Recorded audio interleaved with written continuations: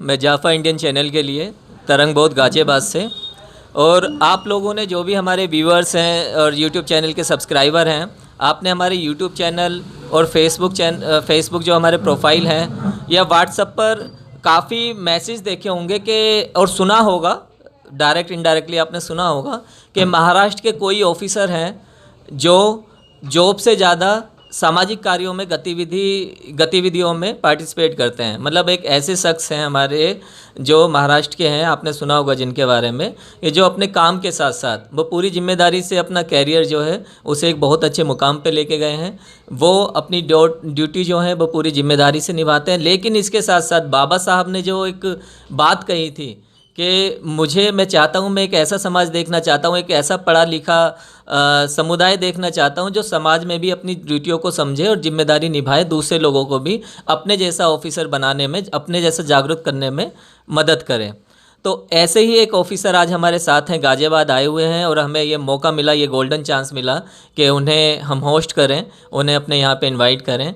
तो सर से ही उनका परिचय जानते हैं और आप भी बने रहिए, हमारे चैनल को देखते रहिए, सब्सक्राइब किए और जो हमारे लाइव चैनल पर हैं वो भी देखिए। सर से उनका परिचय जानते हैं। ये वही सर हैं, मैं बस आपको हिंट दे देता हूँ, जिनके बारे में आपने सुना कि महाराष्ट्र के एक बहुत बड़ी पोस्ट पे उपस्थित ऑफिसर, समाज में गली गली जाकर, अपनी बस्तियों में, अपने घरों पे जाकर कोई पोस्टर चिपकाते हैं और लोगों को जागृत करते हैं। अपने घर में उन्होंने साइंस का एक म्यूजियम बनाया हुआ है।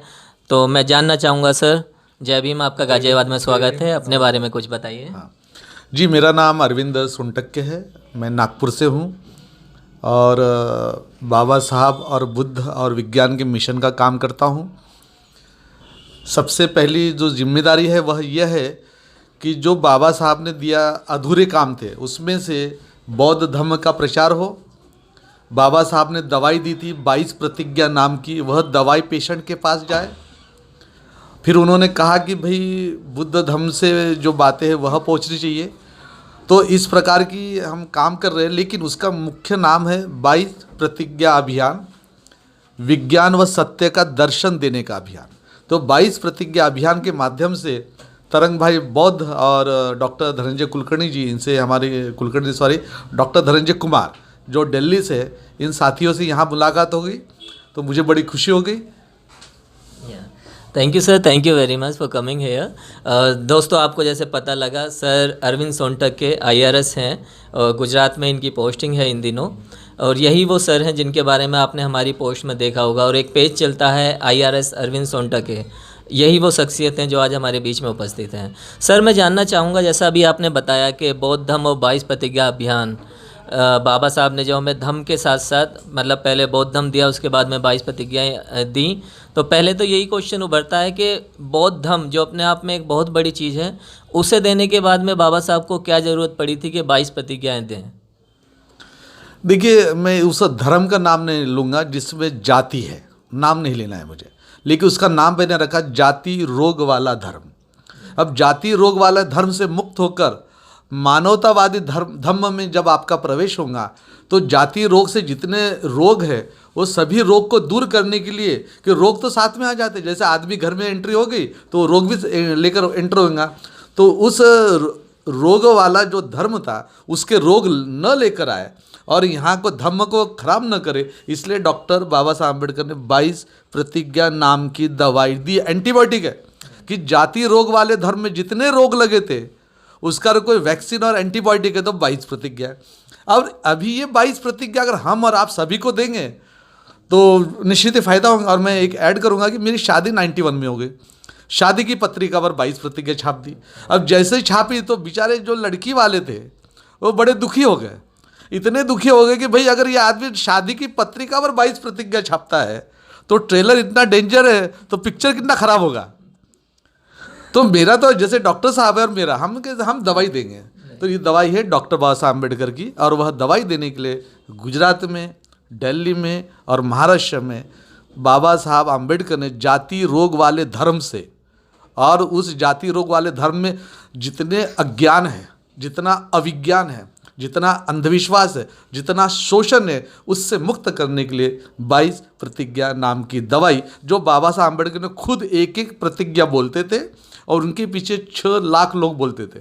14 अक्टूबर 1956 नागपुर दीक्षा भूमि, उन्होंने खुद दवाई दिए, तो दवाई उस वक्त जिनको मिली उनको डायरेक्ट मिली और उसका असर दिखेगा कि महाराष्ट्र और नागपुर में लोगों की निश्चित ही कुछ अच्छी प्रगति हो गई है।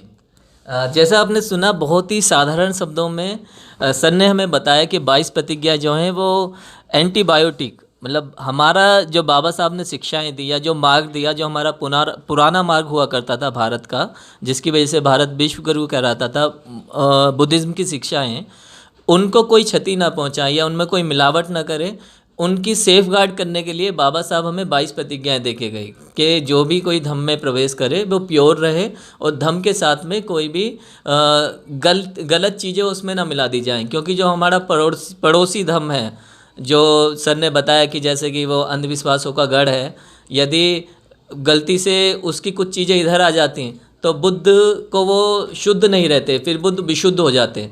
तो बुद्ध को शुद्ध बना रहने के लिए बाबा साहब ने हमें 22 प्रतिज्ञाएं दी। और सर ने जैसे बताया कि 22 प्रतिज्ञा का यदि हम अनुपालन करते हैं तो ही हम बुद्ध को अच्छी तरह जान सकते हैं और अपनी सामाजिक जिम्मेदारियों को भी निभा सकते हैं। तो अब सर से पूछना चाहेंगे कि बाबा साहब ने 22 प्रतिज्ञाएं दी हमें बुद्ध के मार्ग पर दोबारा से जागृत करने के लिए, उन्होंने हमें बुद्ध का धम्म से दोबारा इंट्रोड्यूस कराया, घर वापसी कराई हमारी। तो अभी हमें उस जो घर वापसी कराई थी 6 लाख लोगों को, और 6 लाख से अब धीरे धीरे कारवां बढ़ते हुए काफ़ी लोग हो गए कि आप महाराष्ट्र से हैं, हम दिल्ली से हैं, डॉक्टर आदित्य जी बिहार से हैं, उसके बाद भी हम एक जगह बैठे हुए हैं। खून का रिश्ता नहीं है, लेकिन उसके बावजूद हम ऐसा लग रहा है कि पता नहीं कब के बिछड़े हुए लोग हैं, जब भी हम मिलते हैं हमें इतनी खुशी होती है। तो मैंने जानना चाहूँगा कि ये खुशी जो हम अनुभूति कर रहे हैं, जिस खुशी की, उस खुशी से दूसरे लोगों को जोड़ने के लिए जो अभी भी उसी गंदगी में पड़े हैं, जिसमें से हाथ दे के, जिसमें गिर के बाबा साहब ने हमें निकाला, ठीक है, उन्हें निकालने के लिए हमें क्या करना चाहिए, उसके लिए कौन सा मार्ग होना चाहिए? जी तरंग, आपने बहुत अच्छा प्रश्न पूछा। इसमें थोड़ा सा मेरे तरफ से ऐड करूँगा। 22 प्रतिज्ञा में असल में नास्तिकता की कंसेप्ट नहीं है। नास्तिकता ने जो पुराणों में और रामायण महाभारतों में या जो भी पारंपरिक ईश्वर परमेश्वर थे उनको नकारने की बात हो सकती है। चार्वाकवादी जो लोग हैं वो कहेंगे कि उनके वेदों पुराणों में जो भगवान दिए उनको नकारना है ना नास्तिकता।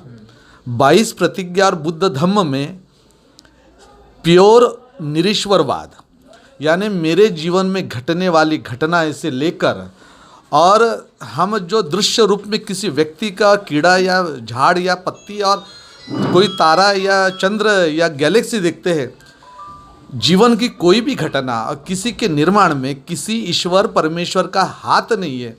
यह सोच और ये समझ और ये शिक्षा 22 प्रतिज्ञा के माध्यम से, बौद्ध धम्म के माध्यम से बाबा साहब ने हम सबको दी है। ये पहला मुद्दा। दूसरा मुद्दा ऐसा है, इसको जोड़ने के लिए क्या किया जाएगा। जैसे मैं गुजरात में था तो मेरी विज्ञान की बातें लोगों को समझ में नहीं आएंगी, फिर मैं निरीश्वरवाद बताऊंगा, शायद वो समझ में नहीं आए। मैं 22 प्रतिज्ञा समझाऊंगा, शायद वो समझ में नहीं आए। तो मैंने जैसे ही बुद्ध की बात की तो हर किसी को लगता है कि मेरे बच्चों पर अच्छे संस्कार हो, बच्चे की उच्च शिक्षा हो, बच्चा रोज़ दारू न पिए, गुटखा न खाए, तंबाकू न खाए, माता पिता का सेवा करे, उनका आदर करे, झगड़ा न करे, बलात्कार न करे। हर किसी को संस्कार चाहिए। मिलेंगे संस्कार कहाँ से, रास्ता मालूम नहीं। तो गुजरात में मैंने घर घर बुद्ध जयंती शुरू किया और मेरे साथ संगसेन बौद्ध से लेकर ऐसे हजारों प्रोफेसर, डॉक्टर घीवाला और कई लोग जुड़े और धम्मचारी भंते जी जुड़े। अब इनको मैंने समझाया कि भाई आपके प्रवचन में और भाषण में कुछ लोग तो आ रहे हैं, लेकिन कैडर कैंप हो या प्रवचन या भाषण हो, व्याख्यान हो, उसमें तैयार लोग ज़्यादा आते हैं। जो तैयार नहीं उनका क्या। तो घर घर बुद्ध जयंती गुजरात में शुरू की और वह बात सही में मुझे खुशी हो रही है आप सभी से कि आज मेरा उद्देश्य मैं यहाँ बताऊँगा कि घर घर बुद्ध जयंती और घर घर बुद्ध संस्कार, घर घर मानवता के संस्कार और घर घर प्रेम, शांति, ज्ञान और ध्यान के संस्कार और घर घर विज्ञान के संस्कार। तो जब तक बुद्ध के संस्कार नहीं होंगे तो ये सब संस्कार कैसे जाएंगे। अगर मैं सिंपल सा सत्य के दर्शन लेने के तो बुद्ध के दर्शन होने चाहिए। यानी बुद्ध समझ, जिसको बुद्ध समझा उसको सत्य समझा, जिसको बुद्ध समझा उसको विज्ञान समझा, जिसको बुद्ध समझा उसको जीवन और मृत्यु समझा, जिसको बुद्ध समझा सभी रहस्य खुल जाएंगे। लेकिन बुद्ध ही नहीं समझा तो दुखी दुखी है। वो बोलता है कि ये जिम्मेदार है, वो जिम्मेदार, कोई बात नहीं, सिस्टम जिम्मेदार है, लेकिन कम से खुद के क्षमता जो उसमें तो काम करे।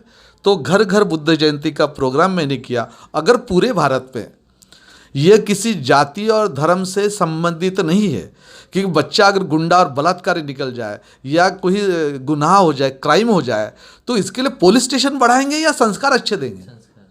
आपको तलवार वाला और मर्डर करने वाला भगवान चाहिए या प्रेम और शांति समझाने वाले कोई महापुरुष चाहिए? इसको कहीं ना कहीं तो चॉइस करना पड़ेगा। जब भी बुद्ध के संस्कार होंगे उस घर में, उस बस्ती में, उस समाज में और उस राज्य में और उस राष्ट्र में अच्छे संस्कार होंगे, तो पुलिस स्टेशन की आवश्यकता कम रहेगी। तो मुझे लगता है कि मैंने जो शुरू किया है घर घर बुद्ध जयंती, और अब की बार गुजरात में 15 लाख घरों के अंदर बुद्ध जयंती, महाराष्ट्र में 50 लाख बौद्धों के घर में बुद्ध जयंती, और पूरे भारत में 1000 लाख घरों के अंदर बुद्ध जयंती संस्कार अगर होते हैं तो इस देश में बुद्ध की क्रांति और अच्छे संस्कारों के विज्ञान की क्रांति और सत्य की क्रांति शुरू हो सकती है। साथियों, आपने देखा कि कितना बड़ा विजन लेके चले हैं सर। वो सब विजन हमारे अंदर भी छिपा हुआ था, लेकिन सर ने साधारण शब्दों में उसे हमें बताया कि यदि हम एक ऐसा कैंपेन स्टार्ट कर दें, जो ऑलरेडी सर स्टार्ट कर चुके हैं, वो नॉर्थ इंडिया में भी, और जो भी हमारे व्यूअर्स हमारी वीडियो देख रहे हैं उनके माध्यम से भी बताना चाहूँगा मैं, जिस तरीके से हम सबका टारगेट होता है अपने बच्चों को स्कूल में एडमिशन दिलाना कि वो पढ़ लिख के अच्छा इंसान बन जाए, ठीक। लेकिन फिर भी गुरुकुल तो पहले से होते रहे थे। इतिहास गवाह है कि काफ़ी ऐसे गुरुकुल रहे थे जिसमें हमें कभी परमिशन भी नहीं थी। तो क्यों ना हम ऐसे संस्कार जो बुद्ध के रूप में हमारे साथ में रखे हुए हैं, भारत की देन है, उन संस्कारों को भी घर घर तक पहुंचाएं। और घर घर तक पहुंचाने के लिए आपको उत्सव की ज़रूरत होती है, आपको पर्व की ज़रूरत होती है। तो बुद्ध जयंती, बुद्ध पूर्णिमा जो ऑलरेडी एक पर्व है जिसे दुनिया भर के देश मनाते हैं, क्यों ना हम उसी से स्टार्टिंग करें और घर घर में जिस तरीके से हम दूसरे त्यौहार मनाते आए हैं उसी तरीके से ये विश्व त्यौहार जो है, विश्व उत्सव जो है बुद्ध जयंती, इसको मनाएं। और घर घर बुद्ध जयंती, घर घर बुद्ध पूर्णिमा कैंपेन जो स्टार्ट हुआ है, इसे ज़्यादा से ज़्यादा लोगों को पहुंचाएं। तो अब हम, क्योंकि चैनल के पार्टनर हमारे साथ दो साइंटिस्ट हमारे यहाँ पे मौजूद हैं, क्योंकि हम सभी लोग कहीं ना कहीं वो साइंस का एक साइंटिस्ट का रोल अदा करते हैं, लेकिन जो उसे लीड करते हैं तो अक्सर उन्हीं टीम का हम हिस्सा हैं। तो एक तो साइंटिस्ट से आप मिले कि जो IRS होने के बावजूद अपने ड्यूटी के साथ साथ समाज को जागृत करने का काम कर रहे हैं विज्ञान के माध्यम से और बुद्ध के माध्यम से। दूसरे साइंटिस्ट जो बाय प्रोफेशन भी मेडिकल लाइन से रहे हैं, डॉक्टर आदित्य जी, जिनका ये चैनल है और जो हमारे साथ आज उपस्थित हैं। मैं आदित्य सर से, डॉक्टर धनंजय आदित्य सर से भी पूछना चाहूँगा कि सर आपको पहले तो आप भी थोड़ा इंट्रोडक्शन दीजिए अपने बारे में, फिर मैं नेक्स्ट क्वेश्चन करता हूँ। मैं डॉक्टर धनंजय कुमार, दिल्ली के गुरु तेग बहादुर अस्पताल में प्लास्टिक सर्जन हूँ, और हमारा संगठन all India SC/ST doctors and employ association चलता है। मैं उसका सेक्रेटरी भी हूँ, और जो हमारे हॉस्पिटल का संगठन है मैं उसका प्रेसिडेंट हूँ।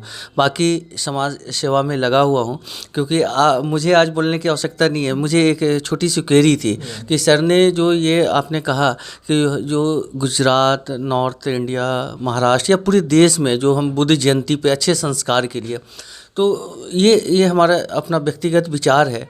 मुझे ऐसा लगता है कि जो हम बुद्ध जयंती मना रहे हैं, लोगों को भी मोटिवेट कर रहे हैं ज़्यादा से ज़्यादा मनाने के लिए, जुड़ने के लिए, और बच्चों को घर परिवार में अच्छे, तो क्यों नहीं हम, जब हम देखते हैं कि उस संस्कार में एक विद्यालय का भी बड़ा इम्पोर्टेंट रोल होता है, स्कूल का।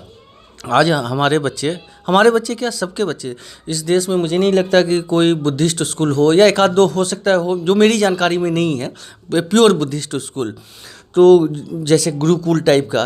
तो एक्चुअली ये हमारा मेरी सोच रही है, मेरा सपना रहा है। मैं बार बार सोचता हूँ, पर क्योंकि मुझे बहुत मदद नहीं मिलती है लोगों से, तो मैं ये सोचता हूँ, जैसे लोगों ने गुरुकुल खोल रखा है, बहुत सारे देश सरस्वती विद्या मंदिर खोल रखे हैं, वहाँ वो कहते हैं कि जी हम अच्छे संस्कार देते हैं, संस्कार के साथ और भी वो काम करते हैं। तो हम जो बुद्धिस्ट लोग हैं इस देश में, और क्योंकि जो सक्षम लोग हैं, पदाधिकारी है, डॉक्टर्स हैं, इंजीनियर हैं, IAS, IPS, IRS और भी लोग हैं, तो क्यों नहीं हम एक शुरुआत करें कि कहीं से जो बुद्धिस्ट स्कूल, मैंने कंप्लीट रेसिडेंशियल स्कूल हो, कि जहाँ जो बुद्धिज़्म के बारे में भी पढ़ाई जाए, बाकी जो कोर्स है CBSE या ICSE बोर्ड के, उसके अलावा बुद्धिज़्म के बारे में, तो हमें लगता है कि शायद और ज़्यादा अच्छा उसका असर होगा। तो मैं इस पे व्यक्तिगत रूप से मैं सर का विचार जानना चाहता हूँ। मैं इसमें एक लाइन ऐड करूंगा सर। जैसा कि मैं भी जानता हूं, आज से 4 साल पहले एक पोस्ट आई थी आपके पेज पर कि एक महाराष्ट्र में एक स्कूल स्टार्ट हुआ। ठीक, वो कैसा स्कूल स्टार्ट हुआ और आप सब लोगों को भी जानकर खुशी होगी कि सर का जो क्वेश्चन था हम सब के मन में भी है कहीं ना कहीं कि ऐसा भी कोई स्कूल कॉलेज हो जहाँ पर हमारे अकॉर्डिंग शिक्षा मिले। ठीक है, तो उस कड़ी में भी सर की गाइडेंस में एक टीम काम कर रही है, तो जानते हैं क्या है। और नेक्स्ट स्टेप सर ने जैसे बोला कि बड़े लेवल पे भी हमारा खुद का सिलेबस हो और हम जैसे दूसरी ये मतलब कि इंस्टीट्यूशंस हैं उसकी तरह हम उन्हें सर्टिफिकेट भी प्रोवाइड कराएं। तो सर पहले तो जो स्कूल स्टार्ट हुआ था, एक चीज़ और ये कर रहा था, क्योंकि अभी हमारे काफ़ी सक्षम लोग हैं, मीन्स हमारे सांसद भी चुन के आते हैं, पॉलिटिशियन में हम हर लेवल पे सक्षम है। मैं तो मानता हूँ सक्षम है, हम काम करें या ना करें।